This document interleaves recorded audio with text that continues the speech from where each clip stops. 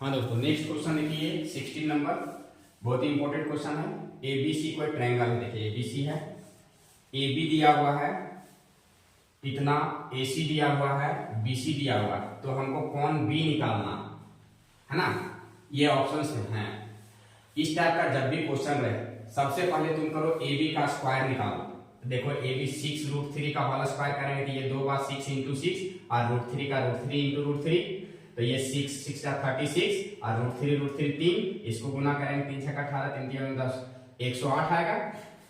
BC का square करो, BC कितना है 6 है, 6 का स्क्वायर 36, एसी एसी है मेरा 12 यहां से, तो 12 का स्क्वायर 144। अब देखिए यहां पर हम देख रहे हैं कि A B square plus B C square, इसको जोड़ते हैं, अनुमान से आपको पता चलेगा ए बी स्क्वायर का मान 108 है और बी सी स्क्वायर का 36 है, दोनों को जोड़ते हैं 144 किसके बराबर आता है, ए सी स्क्वायर के बराबर। तो देखिए A B square plus B C square बराबर अगर ए सी स्क्वायर आ जाए यहाँ, है ना, तो इसका मतलब बी क्या है 90 डिग्री है। पाइथागोरस थ्योरम को ये क्या कर रहा है, फॉलो कर रहा है ना। तो ये इसके अनुसार अगर ये A B square plus B C square A C square के बराबर यहाँ आ रहा है, इसका मतलब बी, ये कॉमन जो एंगल है, ये बी कितना है 90 डिग्री है। तो दोस्तों इसका ऑप्शन नंबर सी सही होगा। ओके, ये ऑप्शन में आप सही करोगे। मॉडल सेट में मिसप्रिंटिंग है, उसको सुधारना है और आप ये आंसर को सही करोगे कैलकुलेशन के द्वारा, प्रैक्टिस के द्वारा। ओके,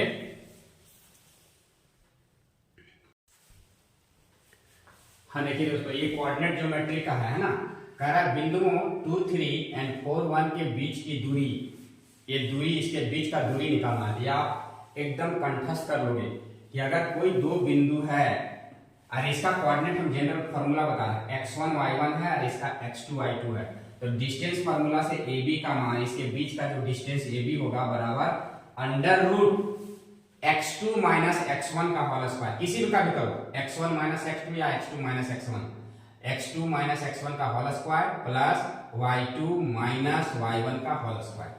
यही फार्मूला डिस्टेंस फार्मूला है, इसको आप एकदम हमेशा दिमाग में रखोगे, क्वेश्चन इससे हमेशा आएगा ही आएगा 100%। ठीक है, तो आप इसको देखो। अब जैसे यहाँ पर है x1 y, जनरल फॉर्म का फार्मूला, हमारा ये पॉइंट दिया हुआ है, a के जगह 2 3 और b के जगह 4 1, ये डिस्टेंस फार्मूला से देखो इसको हम निकालेंगे तो क्या होगा, x2 कितना है दोस्तों, x2 के सामने 4 है, तो 4 माइनस x1 के जगह कितना है यहाँ 2 है ना, तो ये 4 माइनस 2 का होल स्क्वायर प्लस y2 के जगह कितना है 1 है, माइनस y1 के जगह कितना है 3 है, इसका होल स्क्वायर करेंगे। एकदम ये हम 4 में 2 घटाएंगे तो 2 का स्क्वायर प्लस 1 में 3 घटेगा तो माइनस 2 आएगा, इसका स्क्वायर, इसका मतलब क्या आएगा दोस्तों, ये 2 दूना 4 और प्लस माइनस 2 का स्क्वायर करेंगे तो प्लस 4 आएगा। क्लियर, ये कितना आ जाएगा दोस्तों, 4 और 4 8 आ जाएगा। इस 8 को देखिए तो हम लोग क्या लिख सकते हैं, 4 गुने 2 लिख सकते हैं, तो 4 गुने 2 मतलब 4 का वर्गमूल 2 और ये √2 हमारा रह जाएगा। बात समझ आ रही है, तो इतना यूनिट होगा इसके बीच का डिस्टेंस। तो जहां भी आपको ऑप्शंस 2√2 दिखाई दे, वहां आपको ऑप्शंस क्या करना है, टिक लगा देना है। ठीक है, तो यहाँ ऑप्शन 17 का डी नंबर में आपको दिखाई देगा, 17 का ऑप्शन डी में दिखाई देगा, इसको आप टिक करोगे। ओके, 2√2 जहां भी दिखाई दे 2√2, तो कोई भी क्वेश्चन अगर आए ये डिजिट को चेंज करके दिया तो ये फॉर्मूला आप याद रखोगे, इससे हमेशा बैठा के डिस्टेंस, दो पॉइंट्स के बीच का डिस्टेंस हम क्या करेंगे, फाइंड आउट करेंगे। एकदम आराम से इसको देखो और इसको याद रखना है।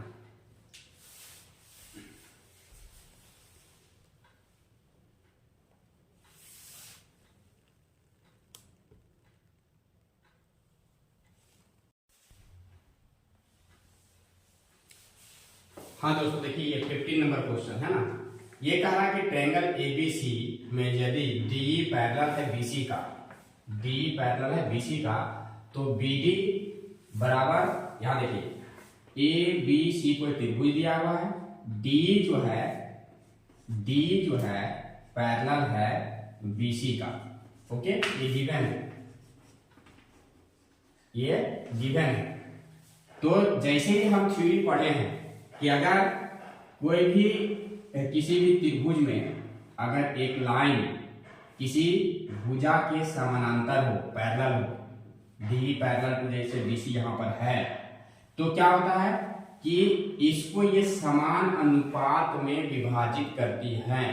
देखिए अगर ये डी पैरेलल है बीसी का, दिस इंप्लाइज क्या होगा, एडी बटा डीबी बराबर होगा एई बटा ईसी का। ओके, अब देखिए ये हमेशा प्रॉपर्टी याद रखोगे कि अगर ये इसके पैरेलल है, कोई भी लाइन किसी भुजा के पैरेलल है, तो उनको समान अनुपात में विभाजित करती हैं। तो यहाँ पर अब देखिए एडी हमको निकालना है, बाकी तीन चीजें दिया हुआ है, इसी में बैठा देंगे। एडी जो का तेरा रहेगा, डीबी का मान कितना है 7.2 है, this is equal to AE 1.8 है, और बटा ईसी कितना है 5.4 है। Okay, so this implies AD का मान कितना आएगा दोस्तों, ये क्रॉस मल्टीप्लाई होकर यहाँ आ जाएगा 1.8 इंटू 7.2 बटा 5.4 यहाँ पर है ना। अब देखिए यहाँ से ये पॉइंट और ये पॉइंट क्या होगा, हटेगा, हटेगा ना, तो 18 3 54 आ जाएगा, 3 आ जाएगा, और इससे 3 से इसको डिवाइड करेंगे तो ये कटेगा, तो 3 दूना 6 पॉइंट 1 12 3 4 12 2.4 सेंटीमीटर आ जाएगा। ओके, तो ये जहां भी 2.4 सेंटीमीटर ऑप्शन में ये दिखे, ये इसको सही मार देना आंसर। ठीक है दोस्तों,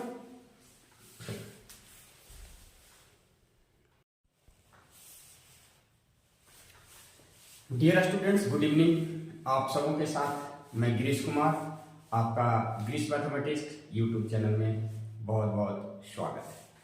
तो ये जैक मॉडल पेपर का मैं 10th क्लास का वीडियो लेकर आया हूँ आज। आप देखो कि मैंने जो क्वेश्चंस दिए हुए हैं उसके साथ साथ उस चैप्टर का पूरा ओवरव्यू देने का आपको कोशिश कर रहा हूँ। उम्मीद है कि अगर इतना आप देखोगे तो 80% चांसेस वहां से क्वेश्चंस पकड़ा जाएंगे। आप देखो यार 14 नंबर क्वेश्चन है, समरूप त्रिभुज, that means similar triangle. Okay, समरूप त्रिभुज में सिमिलर ट्रायंगल के संगत कोण खाली जगह होते हैं।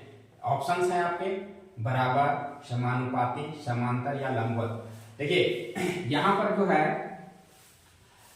अब ये समरूप त्रिभुज का ओवरव्यू जो है सो क्या क्या है, मतलब क्या क्या समरूप त्रिभुज होता है।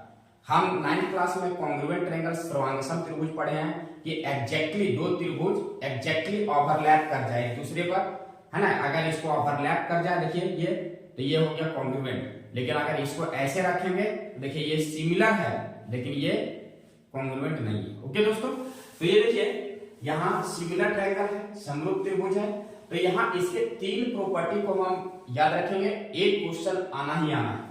पहला प्रॉपर्टी है, देखिए यहां से हमने बता के रखा है, ये स्टार मार्किंग किया हुआ कि समरूप त्रिभुज के संगत कोण, कॉरस्पॉन्डिंग एंगल्स जो होते हैं, आप इंग्लिश में सुनते जाओगे, कॉरस्पॉन्डिंग एंगल्स बराबर होते हैं यानी इक्वल होते हैं।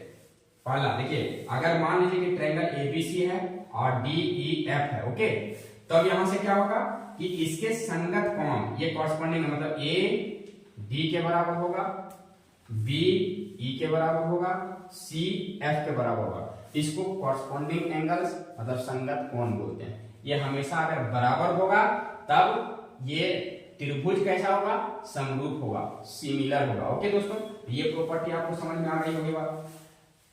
दूसरा प्रॉपर्टी है आपका, देखिए कि किसी भी समरूप त्रिभुज की संगत भुजाएं जो होती है वो समानुपाती होती है, कॉरस्पॉन्डिंग साइड्स आर प्रोपोर्शनल।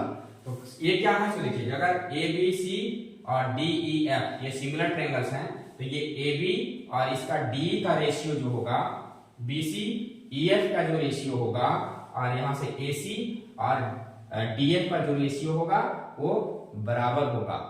बात सुना रही है। तो ये भी अभी ये क्वेश्चन है मेरा कि समरूप त्रिभुज के संगत कोण बराबर होते हैं, ये वाला क्वेश्चन है, ये भी दे सकता है। तीसरा प्रॉपर्टी आप याद रखोगे कि अगर कोई दो सिमिलर ट्रायंगल्स हैं, समरूप त्रिभुज है, तो दोनों का एरिया देखिए, एरिया एबीसी और एरिया डीईएफ, ये दोनों का एरिया का जो रेशियो होता है, ये दोनों के यहाँ संगत भुजाओं के अनुपात, संगत भुजा इसका क्या क्या है, ए बी इसका ये है, D B C E F और ए सी डी एफ। तो इसका रेशियो संगत भुजा कौन कौन है, ए बी और डी, इसका रेशियो का होल स्क्वायर, बी सी और ई एफ इसका रेशियो का होल स्क्वायर, ए सी और डी एफ इसका रेशियो का होल स्क्वायर, एरिया का रेशियो इसके रेशियो के होल स्क्वायर के बराबर होते हैं। तो दो समरूप त्रिभुजों के क्षेत्रफलों का अनुपात उनकी संगत भुजाओं के अनुपात के वर्ग स्क्वायर के बराबर होते हैं। ये 3 प्रॉपर्टी आपको याद रखने हैं। ओके दोस्तों, अभी आप देखिए ये जो क्वेश्चन है इस समरूप त्रिभुज के संगत कोण, अगर ये 3 प्रॉपर्टी आपको याद है तो आपको समझ में आ जाना चाहिए कि हमारा कौन सा ऑप्शन सही होगा। तो संगत कोण है तो संगत कोण यहां देखिए कि बराबर होता है, यहां पर ऑप्शन नंबर ए मेरा सही होगा। ओके, मॉडल पेपर का आंसर जो सेट है, आंसर जो डाला हुआ है उसमें मिसप्रिंटिंग है दोस्तों, आप इसको सुधारोगे, उसको देख करके नहीं करना। यहां पर देखिए ये तीनों प्रॉपर्टी आप याद रखो कि संगत भुजाएं हमेशा समानुपाती होती हैं, संगत कोण बराबर होता है और उसका क्षेत्रफल का अनुपात भुजा के अनुपात के वर्ग के बराबर होता है। ये आप इसको इतना ये सिमिलर ट्रायंगल से करोगे तो क्वेश्चंस 80% चांसेस है इससे 1-2 क्वेश्चंस पकड़ाएंगे आपको। ओके।